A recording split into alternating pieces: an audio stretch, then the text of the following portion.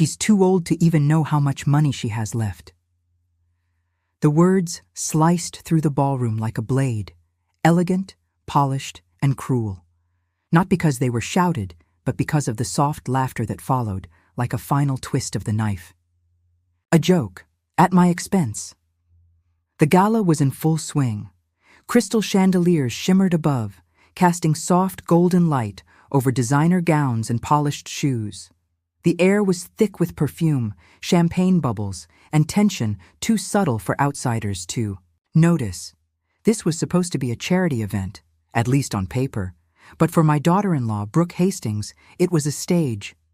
And I was her prop in a wheelchair. My name is Helen Whitmore. I'm 72. And if you're listening to this, maybe you've been underestimated too. Maybe your voice was dismissed, your clarity doubted, your wisdom ignored. If my story touches something inside you, subscribe to this channel. Your voice matters, and your truth deserves to be heard. Brooke swirled her glass with the grace of someone born into old money, or at least desperate to seem like it. Her red lips curved upward, unbothered, as she turned to a circle of Charleston's elite and whispered, "She asked yesterday if Reagan was still president." More laughter. Polite, amused, predatory. I kept my gaze fixed on the centerpiece, of blue hydrangeas, pretending to be lost in thought. But my thumb, hidden under my knit shawl, pressed the tiny recorder tucked into the lining. 32 years as a federal judge had taught me many things, but chief among them was this: predators often wear pearls, and no matter how good the performance, evidence always wins. 6 weeks earlier, I had accidentally fallen down the staircase of my historic home in Charleston's South of Broad neighborhood. It happened just one day after I told my son Christopher that I planned to re-examine the documents for the Whitmore Educational Foundation, the one my late husband Henry and I had built together. Since then, my life had shifted, quietly, strategically. I was no longer recovering, I was being managed. My own home had become my prison, run by people who smiled with concern and plotted with precision. They kept me in what used to be Henry's study, now redesigned as a guest suite for the aging and confused. From my window, I could see the federal courthouse where I'd once presided over white-collar fraud cases. The irony wasn't lost on me. I had spent a lifetime bringing down financial predators, only to find myself now preyed upon by the ones carrying my name. "Time for your medication, Mrs. Whitmore," Brooke said sweetly, placing her manicured hand on my shoulder. Her grip tightened just for a second, a private warning. I nodded like a good patient, like the docile woman they needed me to be. But inside, the judge, the one who'd sentenced criminals with quiet firmness, she was very much alive, awake and angry. This wasn't just about being treated like a burden. It was about being erased while still breathing. Christopher and Brooke wanted everything: the house, the foundation, the estate, the influence, and my silence. But what they didn't realize is that the silence was temporary. Every whisper, every lie, every falsified signature, I was collecting them all. That night, as the sound of the lock clicked behind my door again, I didn't feel fear. I felt strategy.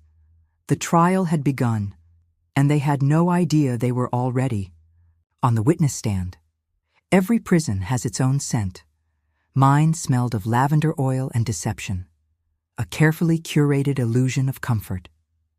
The walls of what used to be Henry's private library had been repainted in soft gray. A vase of fresh lilies appeared every morning, brought in by a housekeeper who never made eye contact. The curtains were drawn just so, letting in a controlled amount of Charleston's spring sunlight. Everything was quiet, polite, claustrophobic, but I wasn't confused, not even close.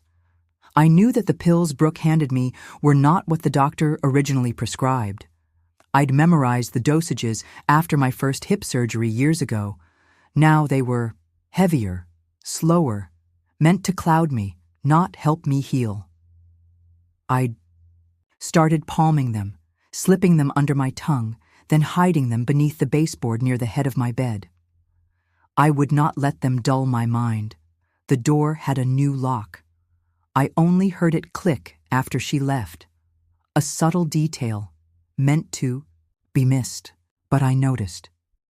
That morning, I found a letter tucked inside an old copy of Pride and Prejudice on the bookshelf, a book I hadn't touched in years.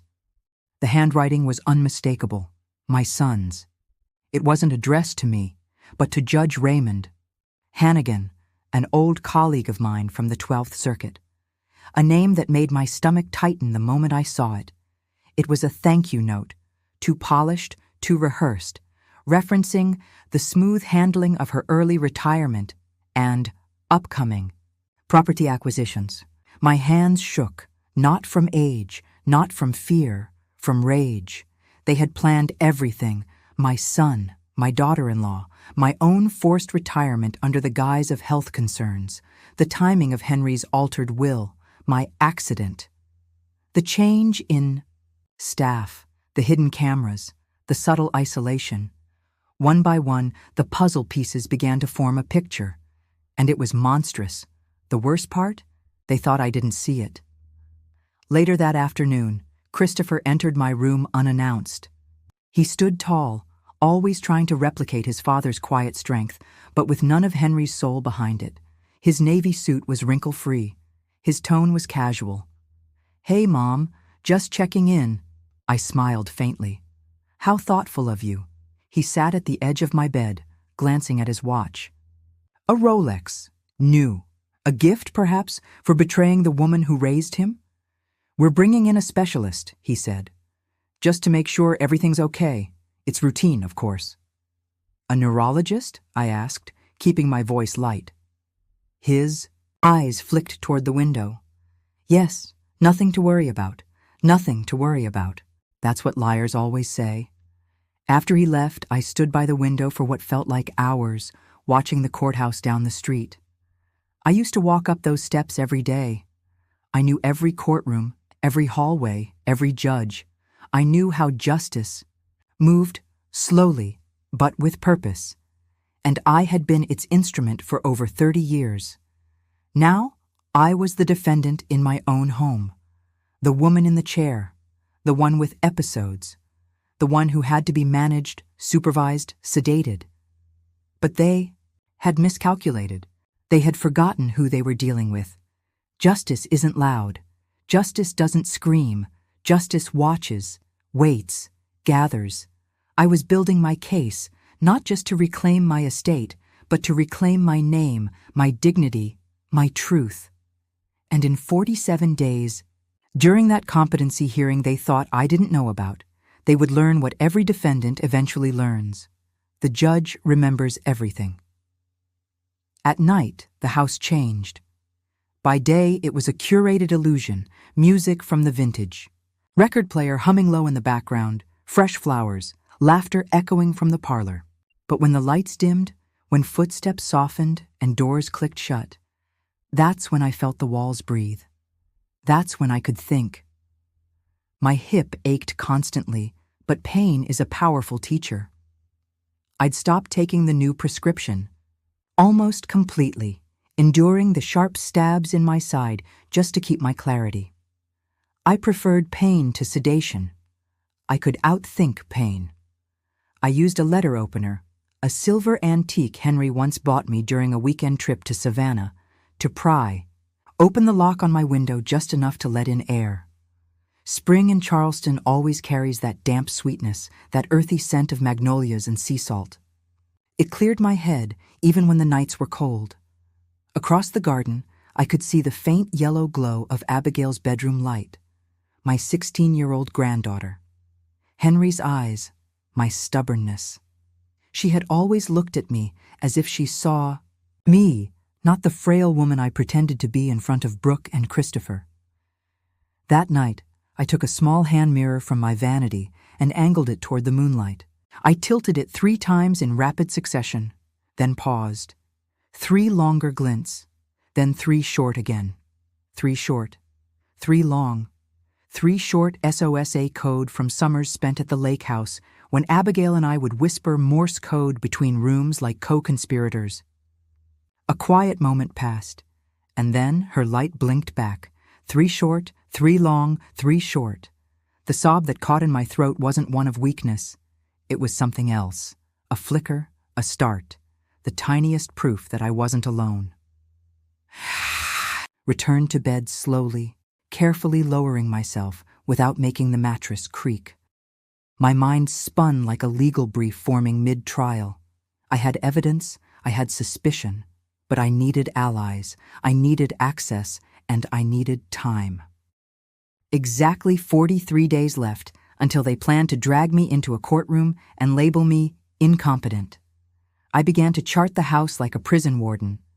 The staff rotation, the housekeeper's schedule, the exact time Brooke would knock and offer my tea, always 9:15, always chamomile, which I hated.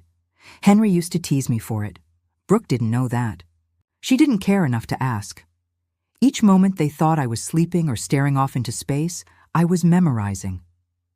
I noted that the west hallway camera had a half-second delay, that the night nurse, Veronica, checked her phone religiously at 2 a.m. for 17 minutes, that the backyard motion lights didn't trigger from the left path, only the right. My hands, though thinner, still had the precision of a woman who'd once dissected hundreds of legal cases. I used a hollowed-out book to hide a small leather notebook where I recorded everything. Henry's favorite edition of Oliver Twist, ironically. It seemed appropriate. One night, I heard my brother Charles outside my door. The voice was hushed, tense. "This isn't what I agreed to," he whispered. "You said it was just for her safety." Christopher's voice was colder than I'd ever heard it. "You're in debt, Charles. Gambling debts don't vanish. You want my help or not?" The silence that followed said everything. I leaned back against the pillow, blinking up at the ceiling fan, slowly turning above.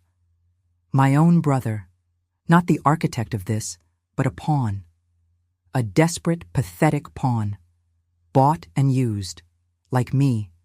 Except, I was done being used. I wasn't just documenting lies anymore. I was beginning to understand the network, the fraud, the strategy. This wasn't about inheritance.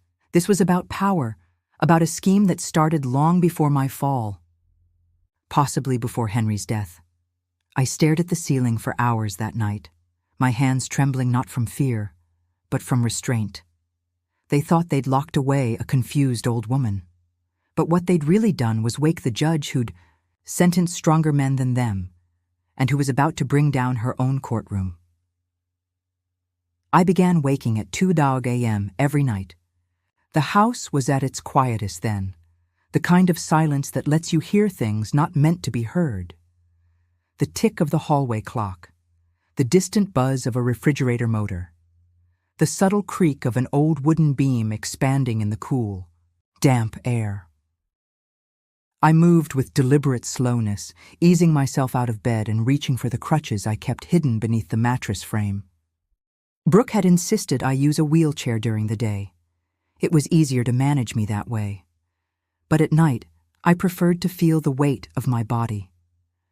The pain in my hip reminded me I was still here, still present, still me. During one of those midnight walks, I noticed the door to Christopher's study slightly ajar. That was odd. My son had inherited Henry's need for order. He closed everything with precision, drawers, doors, arguments. I leaned in. "I need the ruling expedited," I heard Brooke whisper. Her voice was sharp, anxious. "The bank's asking questions about the foundation transfers. If we wait too long, it's going to unravel." There was a video call open on the laptop screen. I couldn't see the face, but the voice that responded made my blood run cold. "She's still legally competent," the man said. "We need more evidence to the contrary. Judge Raymond Hannigan, the same man who'd casually questioned my mental capacity when I began investigating the real estate licensing discrepancies 3 years earlier. And now, Now he was part of this. A name I had once trusted. A man I'd defended during an ethics inquiry. My mistake. As I shifted slightly, my crutch brushed against the side table, just enough to make a scraping sound. Their conversation halted like a wire had been cut. "What was that?" Brooke hissed. I retreated as fast as my body would allow. My heart thundered in my ears. I didn't run. I shuffled, silent and practiced, my breath held so tightly it hurt. They found me in the hallway moments later. "Mother, what are you doing out of bed?" Christopher asked, voice lined with artificial concern. I blinked, feigning confusion. "Bathroom," I mumbled, voice soft, head tilted, just a touch of vacant stare in my eyes. Brooke stepped in behind him, her face shifting from alarm to calculation. "We'll have to adjust her medication again," she said flatly. "It's wearing off too quickly." I let them guide me back to my room. Let them believe I was slipping, that the shadows in my mind were growing darker. But once the door clicked behind me again, I pulled the small notebook from its hiding place and recorded everything. Every word, every name, every expression. The next day, I confirmed what I already suspected. Christopher's password was Brooke 0414. Her birthday. I had always told my clerks, people rarely create strong passwords when their egos are involved. He was no exception. The files on his laptop were staggering, emails outlining how he'd altered Henry's will while I was sedated in grief. Notes referencing offshore transfers. A timeline, detailed and efficient, of how to secure power of attorney by the time of the competency hearing. He'd built his plan like a case file. And now, unknowingly, he was handing me every piece. Later that afternoon, as Brooke poured my tea with her usual artificial smile, she asked, "How's your memory today, Helen?" I met her eyes, just for a moment. "Clear," I said softly. "Crystal clear." She laughed, brushing it off, but I saw it, the flicker, that subtle hesitation in her eyes. The judge inside me smiled. Not all prison breaks happen with a loud bang. Sometimes they begin with a whisper, or a crossword puzzle, or the look in your granddaughter's eyes when she realizes she's not the only one pretending. Abigail had been my quiet salvation, though she didn't know it yet. During our supervised time together, usually spent at the breakfast nook, under the pretense of mental stimulation, we'd fill out crossword puzzles from the newspaper. Brooke thought it harmless, even cute. An old woman teaching a teenager how to spell, but every blank space was a message. One morning, I asked her softly, "Do your parents check your messages?" Her pencil froze mid-word. She didn't look at me right away. When she did, her voice was barely audible. "They monitor my phone," she whispered, "but not my school tablet." I nodded slowly, folding the paper in half and placing it beside my tea. She didn't need to say more. I understood. She was as trapped in that house as I was, just in a different kind of cage. That night, I drafted an email on the school tablet, hidden inside a shared Google Doc disguised as a homework essay. It read, "Urgent review of Case 67R. Documentation. Compromised. Secure channel required." It wasn't just a message, it was a code. One my former judicial assistant, Margaret Holloway, would recognize immediately. 15 years of courtroom shorthand between us had taught me how to hide lifelines in plain sight. She would know what it meant: internal judicial corruption and coercion. Abigail sent it from the school library the next morning, my first real action. Later that week, I turned my attention to Jeff, the driver assigned to my physical therapy appointments. He was quiet, respectful, always helping me without making me feel small. There was something familiar about him, a way he watched. People when they thought no one was looking, it clicked during one ride. "You don't remember me, do you?" he asked, not turning from the wheel. I studied his reflection in the rearview mirror. Something about the jawline, the tone, the eyes. You were Commonwealth versus Collins. Bank fraud. 10 years ago, I said slowly. He nodded once. You gave me probation and financial counseling, told me I wasn't the enemy, just the consequence. I closed my eyes briefly, stunned. Of all the people to return into my life, fate had sent me someone I once saved. You work for my son now? Changed my last name slightly. His background checks weren't thorough. And you've said nothing all this time? I was waiting, he replied simply. Watching. Your former clerk sends her regards. I blinked. Margaret? She's embedded in your son's firm, temporary hire, pretending to be a secretary. She sent me. I stared out the window, struggling to breathe against the swell of emotion in my chest. You're not alone in this, Judge, Jeff said. Not anymore. That night, a third ally arrived. Judge Martha Williams, my former colleague. One of the few left with integrity intact. She came under the guise of a friendly visit. Brooke stayed in the room until Martha mentioned menopause. That was enough to send her fleeing. I got Margaret's message, Martha said when we were finally alone. Tell me everything. And I did. The letters, the altered will, the plan to declare me legally incompetent, the offshore accounts, the surveillance, my son's face when he lies. She didn't flinch. They've underestimated you, she said softly, and that will be their downfall. The first time I realized the security system had a delay during power outages, I almost cried, not because of fear, but relief. A window, a real one. Charleston storms are always dramatic. Nature here is as bold as the architecture. I'd been watching the weather for weeks, tracking forecasts with the same discipline I once gave to case law. And tonight, finally, a system was coming in. Fast, loud, wet, perfect. A plan began to form, not just vague ideas, but tactical steps. I mapped it like a courtroom strategy. Risk, timing, witness coordination. The storm would kill the lights, the generators would take 3 minutes to reboot the surveillance feed. That was my gap. But I needed a distraction.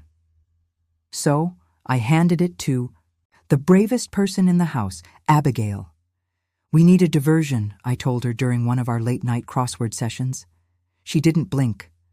What do you want me to do? You're going to fall, she raised an eyebrow. Dramatically, I added, but carefully, enough to pull everyone away from me. I only need 4 minutes.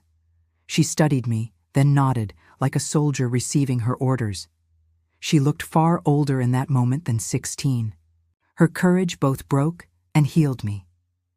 That night, as the storm hit Charleston in full force, the power flickered, then dropped completely. The house groaned as the generators sputtered to life. 3 minutes. I was counting. Then, Abigail's scream. It echoed down the hallway like a shotgun blast. Abigail! Brooke shouted. The sound of heels and panicked footsteps rushed down the staircase. I waited a single breath, then moved. My hips screamed. My arms ached. But I reached the painting in my room, Henry's favorite view of the Charleston harbor. Behind it, the wall safe. The combination came back like muscle memory. 42621, Henry's badge number from his days as a Navy officer. Inside, his original will. Bank statements showing unauthorized transfers. Handwritten letters about our foundation. And most damning, documentation signed by me. Forged. Dated during the time I was heavily sedated. I used the miniature camera Martha had given me to photograph everything. Flash off, breath held. I returned every paper to its place, straightened the frame, hid the camera inside a hollowed-out perfume bottle. 3 minutes, not a second more. When the lights returned, I was back in my chair, breathing hard from effort and adrenaline. Abigail had a twisted ankle. Nothing serious, but enough to send Brooke into a flurry of control, ice packs, and performative mothering. She never once checked on me. Perfect. The next morning, the house was still recovering. Flooded driveways, flickering lamps, the scent of damp wood and power surge, and then he arrived, Dr. Kenneth Goldstein, the renowned neuropsychiatrist they had hired to deliver a final, definitive blow to my autonomy. Except they didn't know. He and I had served on an ethics committee together 10 years ago. A man of integrity, sharp, honest, and more importantly, immune to Brooke's charm. "I insist on evaluating her alone," he said sternly, despite Christopher's objections. The door shut. I dropped the performance immediately. "I have 30 seconds, I said, locking eyes with him. "If you sign a fabricated capacity report, I will personally unseal your clinic's billing records from 2020. He flinched. "That's blackmail." "It's survival," I replied. "And a shot at redemption." He stared at me, then nodded. When he left the room, he had already written his preliminary statement. "Helen Whitmore demonstrates full cognitive capacity," he said aloud, loud enough for the house staff to hear. "In fact, one of the sharpest assessments I've conducted." Brooke turned pale, and I, sitting tall in my chair, finally felt the shift. The tide had begun to turn. They never imagined I'd get that far, that I'd survive the sedation, the isolation, the betrayal. They underestimated me, and now the reckoning had begun. By noon the next day, the front gates of the Whitmore estate were surrounded. Not by guests in designer dresses or bankers with donation checks, but by federal agents. They arrived quietly, with warrants sealed in crisp folders and eyes that didn't blink. Martha had coordinated the timing perfectly. Prosecutor Donovan, one of my former clerks, led the operation. When Christopher walked through the door that afternoon and saw the boxes being cataloged, he froze. "What's going on?" he demanded. "Christopher Whitmore," Donovan began, his voice formal but heavy with restrained emotion. "We are executing federal search and seizure related to allegations of elder abuse, fraud, and judicial corruption." Christopher's eyes darted to me. I was seated by the window, back straight, hands calmly folded in my lap. Not trembling, not confused. Ready. "Mother, this is a misunderstanding." I tilted my head slightly. "You will address me as Your Honor," I said. The silence in the room was louder than any gavel I had ever struck. Brooke was already on the sofa, arms crossed, shoulders rigid. Her composure, that signature, unbothered confidence, was gone. Cracks had split across it like a porcelain vase. "You said we had more time," she snapped at Christopher. "You told me." "Don't speak without an attorney," he interrupted. Too late. Donovan opened one of the boxes. Inside, forged documents, backdated legal transfers, recordings of private conversations between Christopher and Judge Hannigan.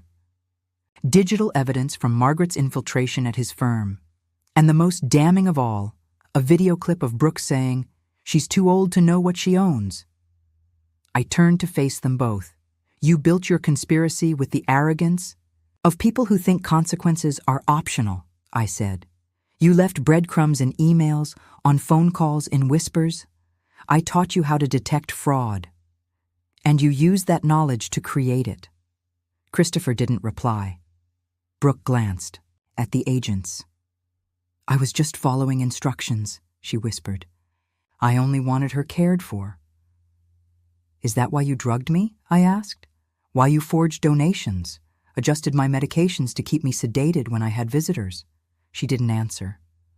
My brother Charles stood nearby, hollow-eyed and pale. He'd been summoned for questioning and hadn't said a word since he arrived. He looked older than I remembered, smaller. "Ellie," he began. "Don't," I said, my voice like steel. "Not yet." In the doorway, Abigail stood quietly, watching, listening. When I looked at her, she took a single step forward and came to my side. A declaration stronger than words. Brooke gasped. "Abigail, Come here, right now. No, Abigail said simply, her voice clear. I'm staying with Grandma. The room fell into a vacuum of silence, broken only by the storm still raging outside. The intervention you planned, I said softly, is over. Donovan stepped forward again. Ms. Whitmore, you will be taken into custody. Mr. Whitmore, please come with us. Christopher's shoulders dropped. Brooke didn't move. Neither of them looked at me again. As the agents escorted them out, I turned toward the window. Beyond it, I could see the courthouse in the distance, standing, firm against the downpour, illuminated against the dark sky. 47 days, I whispered. That's how long you thought you had. And now your time has run out. 6 months later, I stood once more in a courtroom, but not behind the bench. This time, I stood before it, not as the judge, but as the victim. The chamber was silent. The same polished floors, the same flags, but the weight on my chest was different now, not the authority of judgment, but the burden of loss. Judge Caroline Maddox, presiding, firm, unshakable. I'd mentored her once, years ago. Now she looked at me not with pity, but with the solemn respect owed to someone who survived a battle invisible to most. Judge Whitmore, she said, do you wish to make a statement before the court accepts Mr. Whitmore's plea deal? I rose slowly, Abigail's hand gently steadying me. I no longer needed a cane. Months of proper therapy and freedom from drug manipulation had returned much of my strength. Yes, Your Honor. I stepped forward, voice calm, words clear. For decades, I stood in rooms like this and listened to the stories of victims. I never imagined I'd one day be one. But justice doesn't ask for our permission before placing us on trial.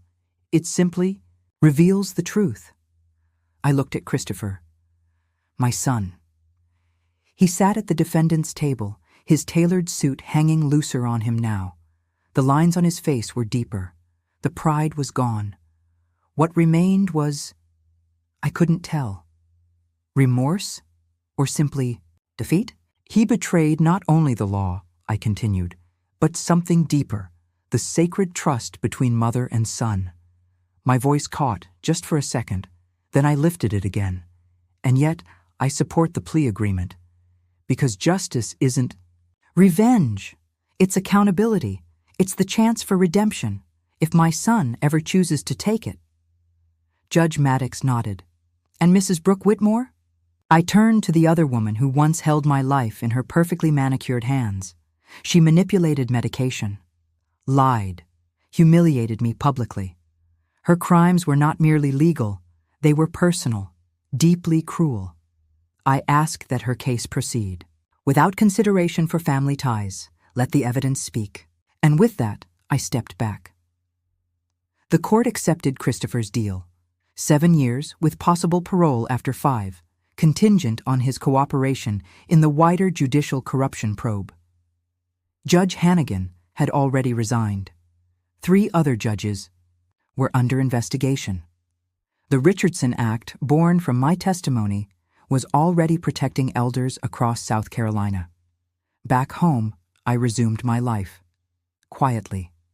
The foundation, now fully restored, supported 20 new students, including young women from underprivileged communities who reminded me so much of myself. Walter, my brother, had given his full statement to prosecutors. He lost everything, but began again, working humbly at a bookstore.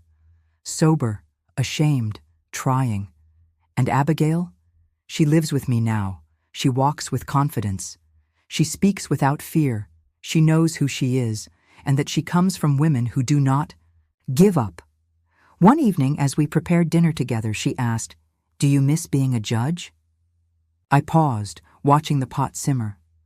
"The gavel never stopped," I whispered. "It just changed courtrooms. Now I mentor new female judges. I sit on a federal task force for elder financial abuse. I walk with purpose. But sometimes, late. At night, I still hear Brooke's voice in my memory. She's too old to know how much money she has. I let those words live in my memory, not as wounds, but as proof that I rose, that I remembered, that I fought. To every woman listening, especially those who've been made to feel invisible or irrelevant, let my story remind you, you are never too old to draw a boundary, never too far gone to begin again, and never too late to reclaim the space where your voice matters. Justice is not always loud. Sometimes it is a whisper, steady, quiet, and unstoppable, just like you.